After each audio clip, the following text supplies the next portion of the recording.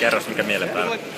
Eetu, EPT, Prahan kakkospäivä pelattu ja 206 kiloa ja merkkejä. Minkälainen oli päivä? No se oli aika pitkälti noususuhdanteinen.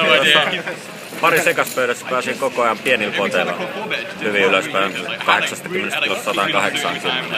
Sitten otin pari flippiä turpaa pieniä stäkkiä vastaan. Ja se tuossa olisi kolmanneksi viimeinen jako, niin sai turnauksen eka setin. Sillä sai sitten ihan hyvin. Joo, näinkin petsasit siinä isosti riverissä.